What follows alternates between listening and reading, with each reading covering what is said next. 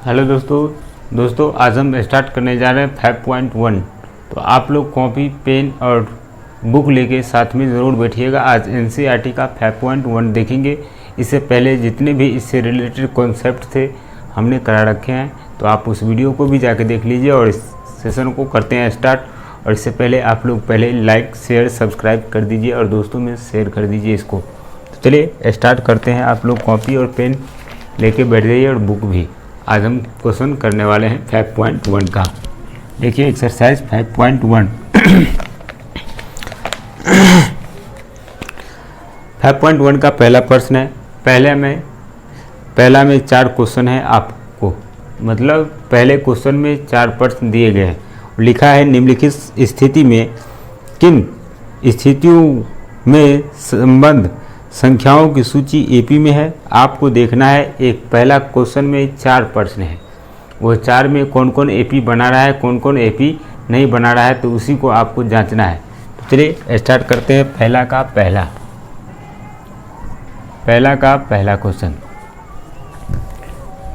पहला क्वेश्चन देखिए का प्रत्येक किलोमीटर के बाद का टैक्सी का किराया, जबकि प्रथम किलोमीटर किराया 15 रुपये तथा प्रत्येक अतिरिक्त किलोमीटर के लिए किराया 8 रुपये है। प्रत्येक 8 रुपये है। यहाँ थोड़ा फटा हुआ है तो देख लेते हैं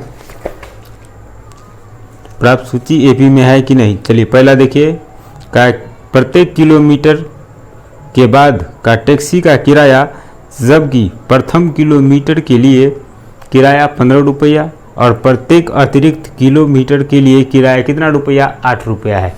तो क्या यह इसका जो बनेगा, क्या यह एपी में है? यही चीज़ आपसे पूछा गया है, जो क्या यह एपी में है। तो देखिए यहाँ कर रहा है जब अगर आप कहीं जा रहे हैं, किराया है, मान लीजिए अगर आप कहीं जा रहे हैं 1 किलोमीटर आप जा रहे हैं, वही बोला प्रत्येक किलोमीटर के लिए, प्रथम किलोमीटर के लिए किराया है 15 रुपया। अगर 1 किलोमीटर अगर आप जा रहे हैं तो 15 रुपया लगेगा आपको, 15 रुपया। और उससे अतिरिक्त यानी उसके बाद अगर आप जा रहे हैं, जितना किलोमीटर जाएंगे उतना 8 रुपया क्या होता जाएगा, बढ़ता जाएगा। अगर आप 1 किलोमीटर गए तो 15 रुपया ही देना पड़ेगा। अगर आप 2 किलोमीटर चले गए तो आप इसमें 8 रुपया जोड़ना पड़ेगा, यानी इसमें 8 रुपया बढ़ जाएगा, 8 रुपया अतिरिक्त लग जाएगा। तो 15 है, 15 में 8 जोड़ेंगे तो कितना हो जाएगा, 23 रुपया लग जाएगा। अगर आप 3 किलोमीटर चले जाइएगा तो 3 किलोमीटर अगर जाइएगा तो फिर इसमें आपको 8 जोड़ना पड़ जाएगा। तो 8 जोड़िएगा तो 11, 8 10 1 11, यानी 8 3 11 का 1 हासिल 1, 8 10 1 11, यानी इतना रुपया लग जाएगा। सॉरी 23 और 8 3 11 के 1 हासिल 1 31, यानी 31 क्या हो गया, 31 रुपया लग जाएगा। यानी 1 किलोमीटर जाते हैं आप तो 15 रुपया लगता है। अगर आप 2 किलोमीटर चले जाते हैं तो आपको उसके लिए किराया देना पड़ेगा 23 रुपया, और 3 किलोमीटर जाते हैं तो आपको किराया देना पड़ेगा 31 रुपया। तो काहे कि ये बोला है जो अगर प्रथम 1 किलोमीटर तक अगर आप जाते हैं तो 15 रुपया लगता है, और 1 किलोमीटर के बाद अगर जाते हैं आप तो उसमें 8 रुपये की बढ़ोतरी हो जाएगा, यानी अतिरिक्त लग जाएगा 8 रुपये किराया पे, क्या हो जाएगा, 8 रुपया बढ़ जाएगा। तो अगर 2 किलोमीटर जाइएगा तो इसमें 8 रुपया बढ़ाना पड़ेगा, 15 में 8 रुपया बढ़ाइएगा तो इतना हो जाएगा। फिर 3 किलोमीटर जाना है तो फिर से 8 रुपया इसमें बढ़ाइए तो हो जाएगा 31 रुपया। तो वही बोला है क्या यह एपी में है। तो आप लोग यहाँ देख रहे होंगे कि ये एपी में है कि नहीं है, लेकिन हम इसको लैंग्वेज में दिखाते हैं। ये क्वेश्चन ठीक है, ठीक ठाक ये प्रश्न है, तो यहाँ पर लिखते हैं। पहले मान लेते हैं, माना कि प्रत्येक किलोमीटर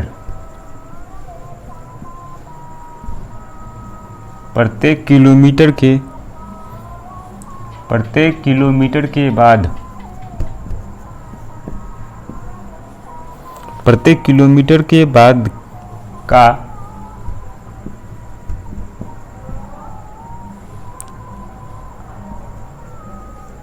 टैक्सी का किराया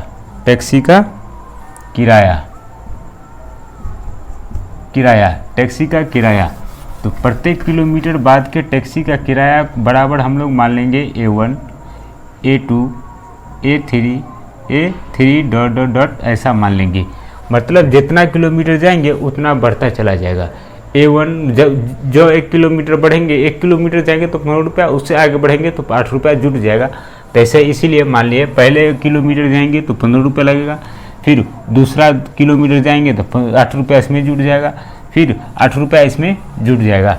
देख रहे हैं यहाँ, तो आप यहाँ से लिख सकते हैं आप प्रथम पद यानी A1 बराबर क्या है, तो A1 बराबर वो है जो आप 1 किलोमीटर जाते हैं। 1 किलोमीटर जाते हैं, पहले दफ़े 1 किलोमीटर जाते हैं तो आपको कितना रुपये किराया देना पड़ता है, 15 रुपया। यानी A1 को प्रथम पद लिखते हैं। A बराबर कितना निकल गया, 15 रुपया।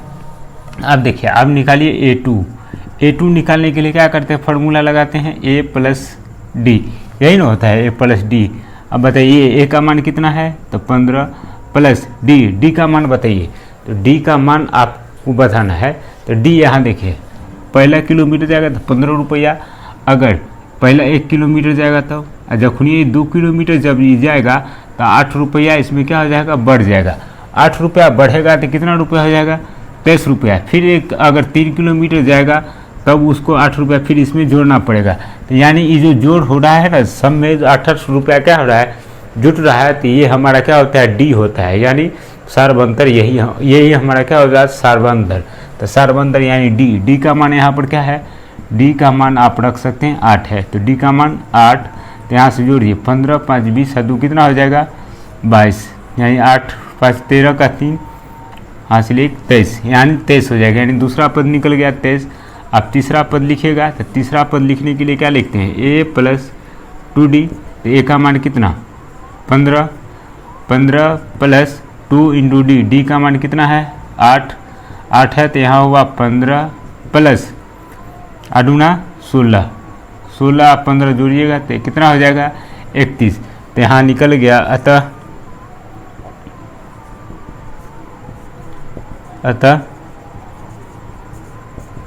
संख्याओं की सूची क्या होगा, पहले संख्या कितना, पहले पद कितना, 15 रुपया लगेगा पहले के लिए। अगर आप दूसरे किलोमीटर जाते हैं तो आपको 23 रुपया लगेंगे। अगर आप तीसरे किलोमीटर जाते हैं तो 31 रुपया लगेंगे। इस प्रकार से आपको किराया बढ़ाना पड़ जाएगा। जितना किलोमीटर जाइएगा उतना 8 रुपया बढ़ाते जाइए, पहले वाले में 8 रुपया बढ़ाते जाइए, आपको ये चीज़ मिल जाएंगे। तो बोला क्या यह AP में है, तो आप यहाँ देख रहे हैं, यहाँ से आप AP चेक करने के लिए क्या करते हैं, यहाँ देखिए, यहाँ D तो पता चल गया है, आप देख लीजिए यहाँ पर। अतः संख्याओं की सूची, संख्या की जो सूची बना है ना, यह AP में, संख्याओं की सूची AP में क्या है, AP में है। यही तो कर रहा है, क्या ये AP में है, तो हाँ यह AP में है। तो आप इसे आराम से नोट कर लीजिए। अब हम दूसरे प्रश्न को लेके आते हैं। चलिए दूसरे प्रश्न को देखिए। यहाँ कहा गया है, किसी बेलन में उपस्थित हवा की मात्रा जबकि वायु निकालने वाले पंप प्रत्येक बार बेलन की शेष हवा का 1/4 भाग बाहर निकाल देती है। तो क्या यह AP में है, आपसे पूछा गया क्या यह AP में है, तो आप इसको समझिए। कह रहा है जो एक बेलन है, एक क्या है, बेलन है, यानी क्या है, बेलन में कुल हवा, यह ऐसा कोई एक बेलन है, यह हमारा बेलन है, इसमें हवा है, इसमें क्या है दोस्तों, हवा है। इसमें बोला गया है ये हवा से पूरा क्या है, भरा हुआ है, ये हवा से पूरा भरा हुआ है, ये हवा से क्या है, भरा हुआ है, ये बेलन पूरा हवा से भरा हुआ है। अब कह रहा है जो अगर इस बेलन में, अगर इसमें पंप लगा है, अगर आप इस पंप को एक बार दबाइएगा ना, इस बेलन में हवा भरा हुआ, अगर इस बेलन में अगर पंप को आप दबाइएगा, अगर एक बार दबाइएगा ना, तो जितना हवा होगा इसमें उसका 1/4 भाग क्या हो जाएगा, बाहर निकल के भाग जाएगा। बात को समझे कि नहीं, वही बात का है। तो जब वायु निकालने वाला पंप प्रत्येक बार यानी जितना बार आप दबाइएगा, शेष हवा का 1/4 भाग क्या हो जाएगा, बाहर निकल जाएगा। यानी अगर एक बार इसको ये पूरा भरा हुआ है, अगर आप इसको एक बार पंप दबाते हैं तो उसमें जितना हवा होगा उसका 1/4 भाग बाहर निकल जाएगा। अब जो शेष बचा हुआ है उसमें से फिर अगर मान लीजिए इतना भरा हुआ था, एक पंप मारे तो इतना भाग बाहर भाग गया। अब फिर अगर मान लीजिए यहाँ पर हवा अगर इतना है, इतना ही है, और फिर दूसरा बार अगर इसमें फिर से पंप इस पर अगर मारिएगा, पंप अगर मारिएगा तो फिर से जो शेष बचा है ना उसका 1/4 भाग क्या हो जाएगा, बाहर निकल के चला जाएगा। तो क्या यह एपी में है कि नहीं, यह है, यही चीज़ आपको बताना है। इसमें सबसे पहले आपको मानना पड़ेगा। अब मानने के लिए देखिए हम समझाते हैं। यहाँ पर मान लेते हैं, माना कि बेलन में कुल हवा की मात्रा, पहले हम मान लेते हैं 1 था, यानी 1 है, ऐसा मानना है ताकि आसानी से बन जाए। मानने के लिए x भी मान सकते हैं, कोई दिक्कत नहीं है। क्या माना कि बेलन में कुल हवा की मात्रा, हम लोग समझ रहे हैं, मान लेते हैं कि बेलन में कुल हवा की मात्रा कितना है, 1 है, ठीक। अगर आप पहली बार अगर आप पंप मारेंगे, वो बेलन में क्या मारेंगे, पहली बार पंप दबाएंगे, तो यहाँ पर लिखिए पहली बार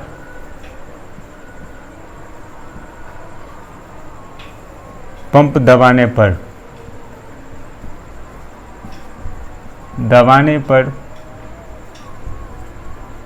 शेष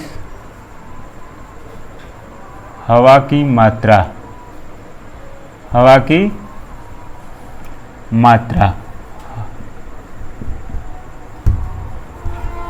शेष हवा की मात्रा बताइए। अगर पहली बार आप पंप को दबाने पर शेष हवा की मात्रा, शेष हवा की मात्रा, यही बात है। तो शेष हवा तो 1 हुआ, 1 तो पहले था, इसमें से 1/5 भाग क्या हो गया, बाहर निकल गया।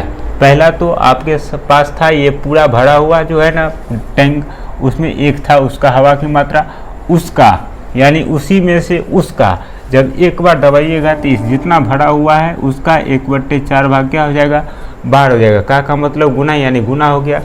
तो आ गया कितना, 1 माइनस 1 कितना हो गया, 4। अब इसके नीचे में एलसीएम लेंगे तो जाएगा 4 बटा बढ़ के घटा करेंगे तो यहाँ हो जाएगा 3, यानी 4 में से गया तो 3/4। यानी पहली बार जब पंप को दबाएंगे तो शेष जो है ना इतना भाग बाहर भाग जाएगा, तो शेष बचा कितना, इतना बचा हुआ है, ठीक है। तो आप इसको नोट कीजिए तब तक। चलिए पहली दफ़ा दबा दिए थे, अब कितना है, अब दूसरी बार दबाइए, अब दबाइए दूसरी बार पंप दबाने पर शेष हवा की मात्रा, ऐसे लिखिए दूसरी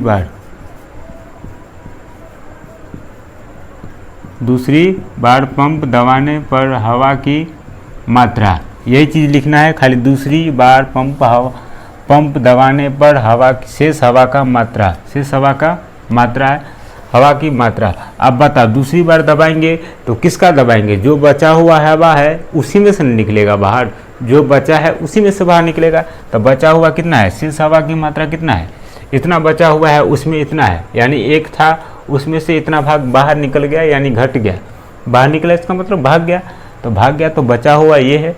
अब ये जो बचा हुआ है अब इसका ना भागेगा, तो 1/3/4 है, फिर इसमें से घटेगा 3/4 का 1/4 भाग बाहर निकल जाएगा। तो बचा कौन, यहाँ देखिए तो 3/4 माइनस 3 को गुना कीजिएगा 103 और 3 तिया 4 चौका कितना हो जाएगा 16। अगर इसको एलसीएम लेंगे तो आ जाएगा 16, नहीं बटा बढ़ कर घटा आता है ना, तो 16 हुआ तो 4 चौका 16 यानी 12 माइनस 3 आ गया कितना यहाँ पर 9, 12 में से 3 गया तो 9/16, यानी दूसरी दफ़ा अगर आप पंप को दबाते हैं तो आपका इतना भाग शेष रह जाएगा, शेष हवा की मात्रा यानी इतना भाग रह जाएगा, और इतना भाग क्या हो जाएगा 1/4 भाग बाहर भागने के बाद इतना भाग दूसरी दफ़ा दबाने पर इतना भाग रह जाएगा। इसमें किसमें, बेलन की बात किया जा रहा है, तो आप इसको नोट कीजिए, जगह नहीं है। आप देखिए कम से कम 2-3 बार आप निकाल सकते हैं, एपी ज्ञात करते ऐसे ही ना, कम से कम 2-3 पद आप निकाल लीजिएगा, तब कम से कम 3 निकाल लीजिए, तब पता आपको चल जाएगा कि ये एपी में है कि नहीं है। तो देखिए 2 को निकाले थे, अगर पहले भरा हुआ था तो एक बार दबाए थे तो इतना भाग शेष बच गया था। फिर दूसरा दफ़ा इसका जब इतना जो बचा हुआ उसमें जब पंप लगाए तब 1/4 भाग भागा तो इतना बच गया। ठीक, अब तीसरी दफ़ा दबाइए। अब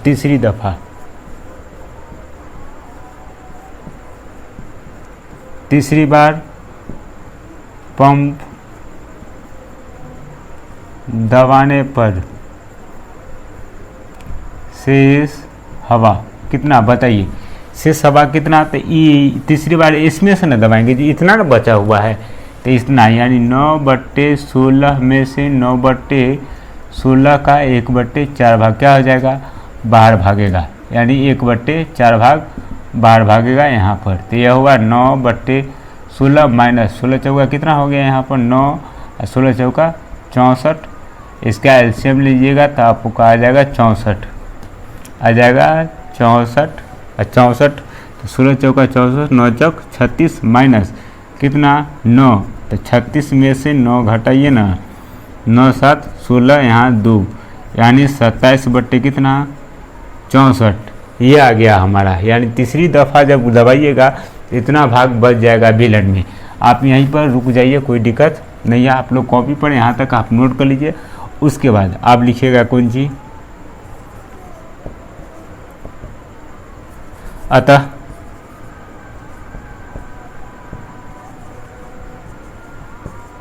संख्याओं की सूची। अब बताइए क्या था संख्या, तो पहले बेलन में एक हवा था, फिर जब पहली दफ़े दबाए थे तो 3/4 भाग बचा था, फिर कितना आ गया था दूसरी दफ़ा में 9/16, आप नोट किए हुए कॉपी, फिर कितना 27 बट्टा कितना आ गया 64। इसी प्रकार से आप दबाते जाइए, निकलते जाएगा।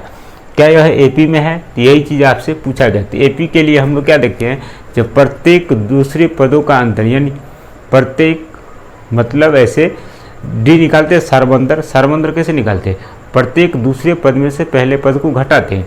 तो यहाँ पर प्रत्येक पहले पद में से दूसरे पद को घटाएंगे, अगर अंतर सेम आया यानी सारबंदर समान आया तो वह सूची हमारा क्या हो जाएगा, एपी होगा, नहीं तो नहीं होगा।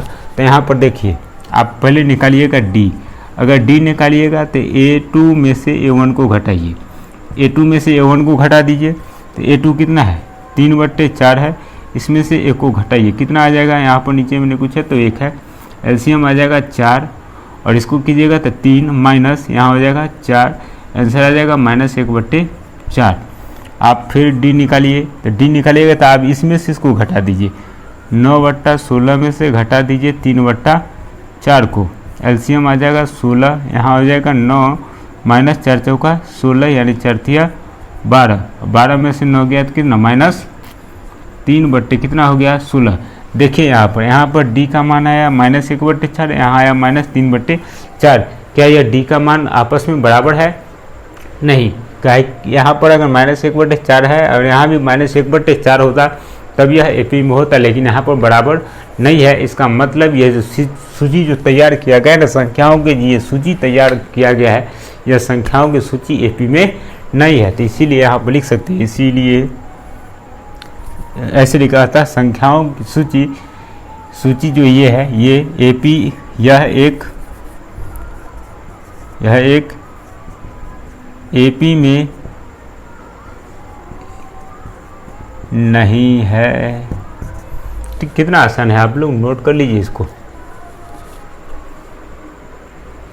चलिए देखिए तीसरा प्रश्न, देखिए ये भी देखना है, इसमें भी आपको देखना है एपी में कितने हैं। यानी पहले क्वेश्चन में 4 प्रश्न आपको दिए गए हैं, इन चारों प्रश्नों को अभी हम देख रहे हैं। यहाँ लिखा है प्रत्येक मीटर के खुदाई के बाद एक कुआं खोदने में आई लागत जबकि प्रथम मीटर खुदाई की लागत 150 रुपया है और बाद में प्रत्येक मीटर खुदाई के लिए 50 रुपया की बढ़ोतरी होती है, यानी बढ़ती जाती है। तो क्या यह सूची एपी में है कि नहीं है, यही चीज़ आपसे पूछा गया है।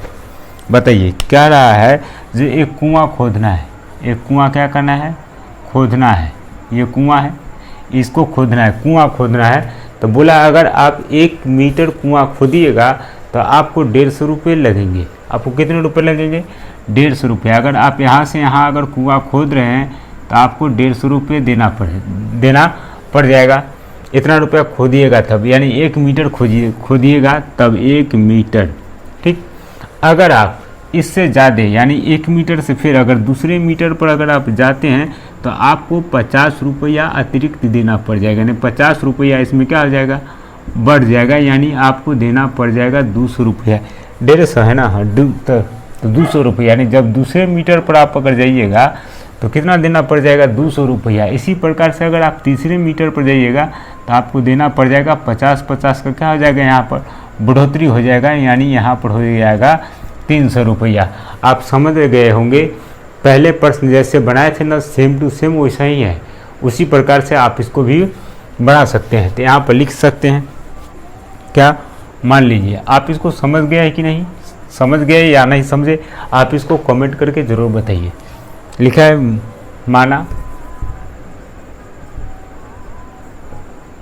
माना कि प्रत्येक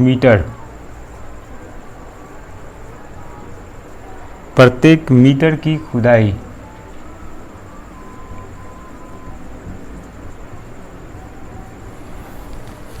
के बाद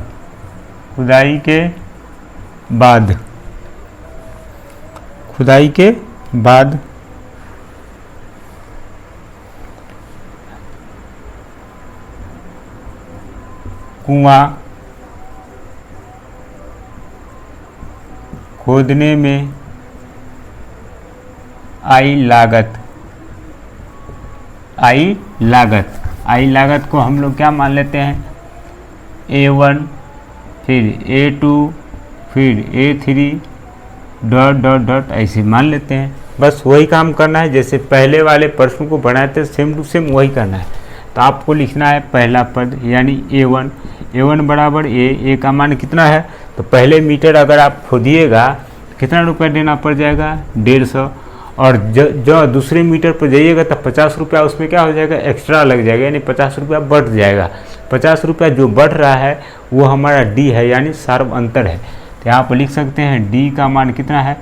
50 रुपया। आप देखिए, आप दूसरा का मान लिखना है तो A2 को कैसे लिखते हैं? A प्लस D से। तो A का मान कितना? 150 प्लस D का मान कितना? 50। तो आ गया कितना? 200। अगर आप तीसरे 3 मीटर खोदना चाहते हैं तो इसको लिखेंगे A3 का मान निकालिए। A प्लस क्या हो जाएगा? 2D। तो यहाँ हो गया A का मान कितना? 150 प्लस 2 इंटू D का मान कितना है? 50। तो यहाँ हो गया कितना? अब देखिए, ये हुआ 150 और यहाँ पर 150 हो गया, यहाँ हुआ कितना? 50 दूना 100, यानी 150 और 200 कितना हो गया? 250 हो गया। 250 रुपया आपको लग जाएंगे, यानी पहले मीटर खोदिएगा तो 150, दूसरा मीटर खोदिएगा तो 200, तीसरा मीटर खोदिएगा तो आपको 250 रुपया लग जाएंगे। ठीक है, आप इसको लिख दीजिए। अतः प्राप्त सूची, संख्याओं की सूची लिखिए, ये सूची लिख दिए। प्राप्त सूची क्या है? पहले दफ़े में 150 रुपये लगा, अगले दफ़े में 200 रुपया, अगले दफ़े में 250 रुपया लग गया। इसी प्रकार से आप जितना मर्जी उतना आप खुदवा लीजिए, लेकिन आपको 50 रुपया देना पड़ जाएगा एक्स्ट्रा भी। खुदवा लिए। आप यहाँ पर देख रहे हैं जो सब में 50 का क्या हो रहा है? बढ़ोतरी हो रहा है। 50 इसमें बढ़ा दीजिए तो 2 मीटर खुदवा लीजिएगा, फिर 50 इसमें बढ़ा दीजिए तो 2 मीटर खुदवा लीजिएगा, फिर 50 इसमें से बढ़ा दीजिएगा तो 1 मीटर और खुदा जाएगा, फिर इसमें से 50 रुपया और जोड़ दीजिएगा तो 1 मीटर और खुदा जाएगा। यानी इसका मतलब ये हुआ कि सबका सार्वंतर समान है, सब में 50 जोड़ा जाता है। इसका मतलब यह एपी में है। तो यहाँ लिखिए, अतः प्राप्त सूची, ये जो सूची है एपी में है। तो आप लोग इसको नोट कर लीजिए। आप लोग समझे कि नहीं समझे, आप लोग कमेंट करते रहिए, है ना। और वीडियो को लाइक शेयर कीजिए, लाइक शेयर जल्दी कीजिए, लाइक शेयर और सब्सक्राइब जरूर कीजिए, जल्दी जितना हो सके आप लोग करते रहिए। चलिए इसको नोट कीजिए। चलिए चौथा देखिए, चौथा है खेतों में प्रत्येक वर्ष का मिश्र धन। खाते में खेत में बोले थे, खातों में। आप लोग किताब देखते रहिए, किताब देखिए तो उसके बाद ही आप समझिएगा सही से। यहाँ है खाते में प्रत्येक वर्ष का मिश्र धन, जबकि 10,000 रुपये की राशि यानी रुपये की राशि यानी मूलधन। आपको पता होना चाहिए पी बराबर कितना है, 10,000 रुपया है। और रेट हमारा क्या दिया गया है, यानी दर हमारा दिया गया है 8%। 8%। यहाँ साधारण ब्याज चक्रवृद्धि ब्याज का बात है ना। तो आप लोग यहाँ ध्यान दीजिए, बस जितना बताते हो उतना ही काम कीजिएगा, ज़्यादा नहीं करना है। देखिए बोला है 10,000 रुपये की राशि 8% वार्षिक ब्याज की दर से चक्रवृद्धि ब्याज पर जमा की जाती है। तो इसमें बोला खाते में प्राप्त प्रत्येक वर्ष का मिश्र धन, मतलब खाते में प्रत्येक वर्ष का मिश्र धन।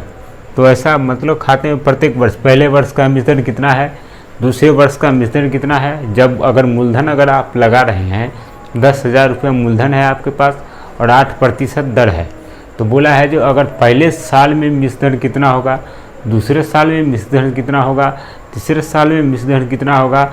अगर जो मिश्र धन अगर आप वहाँ पर रखिएगा तो क्या यह मिश्र धन जो है, क्या यह एपी में है कि नहीं है, यही चीज़ आपसे पूछा गया। तो देखिए आपको सबसे पहले आपको मिश्र धन बराबर यानी CI बराबर निकालें कंपाउंड इंटरेस्ट यानी चक्रवृद्धि ब्याज बराबर फार्मूला होता है P × 1 + R/100 into time minus क्या होता है P। यह हमारा चक्रवृद्धि ब्याज का फार्मूला होता है।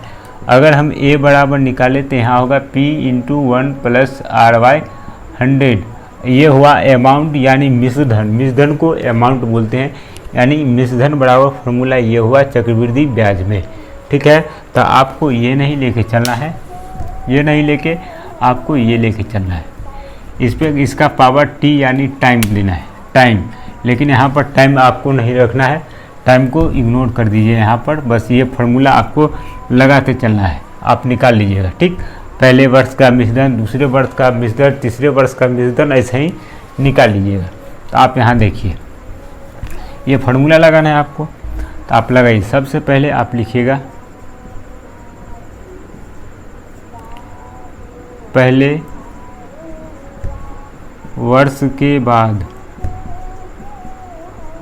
का कौन जी मिश्र धन यानी A, मिश्र धन लिख दीजिए। मिश्र धन क्या होता है फार्मूला में P × 1 + R/100। ठीक, तो P का मान कितना है, 10,000 है, इंटू 1 प्लस R का मान कितना है, 8 है बटे 108 से कटेगा तो कितना, 2 × 4 = 8, यहाँ हो गया 25। तो आ गया कितना, यहाँ हो गया 10,000। अगुने यहाँ देखिए इसको जब जोड़ेंगे तो 2/25 है और इसमें 1 जोड़ना, यानी 1 + 2/25 है। बट्टा पर का जोड़ करेंगे तो क्या हो जाएगा, 27/25 हो जाएगा। यानी 27 बट्टे कितना हो गया, ये 25। और जब इसको काटेंगे आप तो 25 चौका कितना, 100। आई 2 0 है तो 2 0 बढ़ जाएगा। तो आ गया कितना हमारे पास यानी 400 में 27 से गुना कर दीजिए तो कितना हो जाता है, चौक 28 हासिल 2, 4 दूना 8 2 10। यानी आज 2 0 है तो 2 0 बैठा देंगे। यानी पहले वर्ष के बाद का मिश्र धन कितना है, इतना रुपया। अब जो दूसरे वर्ष के बाद का मिश्र धन, तो आप दूसरे वर्ष के बाद का मिश्र धन निकालिए। दूसरे वर्ष कहाँ है, दूसरे वर्ष ना है, यानी 2 वर्ष या पहले 1 वर्ष, यहाँ लिख दीजिए। ऐसे ही लिखिए, क्या दिक्कत है, 1 वर्ष के बाद का मिश्र धन, यहाँ 2 वर्ष के बाद का मिश्र धन, 2 वर्ष के बाद का मिश्र धन। तो यहाँ भी फार्मूला लगाना है यही वाला, P × 1 + R/2। आप एक बार ध्यान कर लीजिए जी, इसका जो है ना 1 + R/100 ये आपका आने वाला है यहाँ पर 27 बटा कितना, 25 ही आने वाला है कि जब भी आप रखिएगा तो इतना ही आएगा। ठीक है, तो आप इतना ध्यान रखिएगा 27/25 ही आने वाला है। तो आप डायरेक्ट लगा सकते हैं, फार्मूला लगा दीजिए। तो अब जो मिश्रधन आएगा दूसरे वर्ष के बाद का जो मिश्रधन होगा दोस्तों, तो चक्रवृद्धि ब्याज में जो ये निकला है ना, अब ये मूलधन का काम करेगा। ये हमारा क्या करेगा, मूलधन का काम करेगा दूसरे वर्ष का। तो यहाँ पर देखिए, यहाँ पर आ जाएगा ई, यहाँ आ जाएगा अगुने क्या करना है 27/25, सिंपल सा यही कर देना है।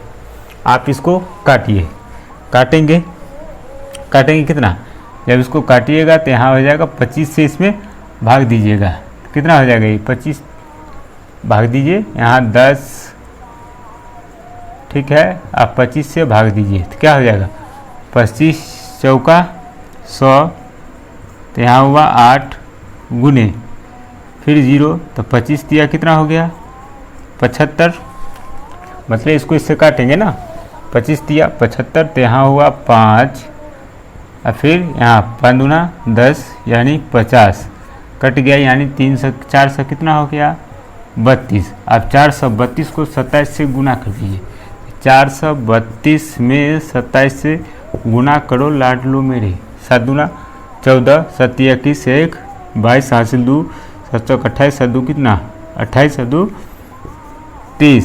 फिर यहाँ देखिए 2 दूना 4 3 दूना 6 4 दूना 8, देखते रहिएगा 4 6 6 8 3 11, यानी इसको जब गुना करेंगे तो आंसर जाएगा 1 1 6 6 4, इतना आ गया। ठीक, अब निकालिए तीसरे वर्ष का, यानी 3 वर्ष के बाद का मिश्र धन। क्या दोस्तों, मिश्र धन। तो फिर आप इसको आप अमाउंट मानिएगा, यानी इसमें 6 6 4 को मतलब इसमें गुना करना है किससे 27/25 से। आपको हम बता रखे हैं जो कैसे करना है। जब इसमें इससे भाग देंगे ना दोस्तों, तो दशमलव में आ जाएगा ये, यानी भाग देंगे इससे 25 से इसमें भाग दे देंगे तो क्या हो जाएगा 400। इसको जब भाग दीजिएगा ना तो आप आएगा 4 6 6 1 2, यही होगा ना 4 6 6 1 2 कहें, और 4 6 6 1 2। जब जगह भी तो नहीं है जो भाग हम देखे बता दें, यानी 25 से क्या करना है भाग देना है। आप करके देखिएगा, यानी इसमें इससे क्या करना है भाग देना है, तो इतना आ जाएगा। इसको आप 27 से क्या कर दीजिएगा गुना, 27 से गुना कर देना है। 27 से जब गुना कीजिएगा तो आप देखिए यहाँ पर क्या हो गया 4 6 6 1 2, यहाँ हो गया 27। इसको हटाइए, 27 से क्या कर दीजिए गुना कर दीजिए। इस सब को मिटा दे, आप लोग नोट कर लिए हैं। चलिए पहले आप इसको नोट ही कर लीजिए, उसके बाद चलिए इसको जब गुना करेंगे ना तो यहाँ 5 6 हो जाएगा दोस्तों। यहाँ मतलब इसमें इससे भाग देंगे तो 5 6 हो जाएगा, यहाँ कर लीजिएगा सही। इसको अब करना है 5 4 6 6 5 6, इसमें गुना करना है किससे 27 से। पहले दशमलव को हटाइए, गुना कर दीजिए। 7 6 42 को 2 हासिल 4 7 5 35, 35 4 कितना बताइए 39, 35 7 4 39 हासिल 3 7 6 42 3 45, 45 का 5 हासिल 4 7 6 42 4 कितना 46 हासिल 4 7 चौक 28, 28 4 कितना 32, यहाँ हो गया 32। फिर 6 दूना 12 को 2 हासिल 1 5 दूना 10 1 11 हासिल 1 6 दूना 12 1 13 3 हासिल 1 6 दूना 12 1 13 3 हासिल 1 4 दूना 8 1 9 2 9 2 11 का 1 हासिल 1 5 1 6 1 7, यहाँ हो जाएगा कितना 9 3 6 3 9 3 2 5 और 9 3 12 आ गया। दशमलव के बाद कितने हैं 2 अंक, तो 2 अंक के बाद दशमलव बैठा दीजिए। आप लोग तो होशियार हैं। यहाँ हुआ 12 5 9 7 दशमलव 1 2, यानी आप लोगों ने प्राप्त सूची को देखा। सूची क्या देखा, संख्याओं की सूची। पहले दफ़ा में आपको 10,000 रुपया देना था, फिर आया 10,800, फिर तीसरे दफ़े में क्या आया था आप लोग नोट किए 11,664, फिर इस बार क्या आया, इस बार क्या आया, देखिए यहाँ पर आया ये 12, 5, 9, 7, ये दशमलव नहीं है, 0.12। आप यहाँ देख लीजिए जो क्या ये दोनों को घटाइएगा, यानी इसमें से इसको घटाइएगा तैयो, या इसमें से इसको घटाइए या इसमें से इसको घटा दीजिए, ये आपस में बराबर नहीं होंगे, यानी सर्वंतर इसका समान नहीं होगा, तो यह भी एपी में नहीं होगा। आप भली भांति समझ गए होंगे कैसे हमको लिखना है। यहाँ आप लिख दीजिएगा, अतः यह सूची प्राप्त सूची एपी में नहीं है क्योंकि इसका सर्वंतर समान नहीं आ रहा है। तो दोस्तों ये वीडियो में यहीं तक रहने दीजिए, फिर मिलते हैं अगले वीडियो में, क्या कि काफ़ी लंबा वीडियो हो गया है, इसीलिए इसको आप लोग नोट करके इसका प्रैक्टिस कर लीजिए। इसमें से आपसे एक प्रश्न पूछे जाते हैं, पहला प्रश्न ज़्यादा इम्पोर्टेंट रखा गया, बाकी बात आपके एग्ज़ाम में नहीं पूछा जाता है, लेकिन हमको बताना तो तय है, इसीलिए हमने बता दिया है। तो फिर मिलते हैं अगले वीडियो में, तब तक के लिए बाय। और दोस्तों में शेयर ज़रूर कर दीजिएगा, बार बार कह रहे हैं आपसे, जल्दी जल्दी शेयर कीजिए, लाइक कीजिए, सब्सक्राइब कर दीजिए। ओके, चलिए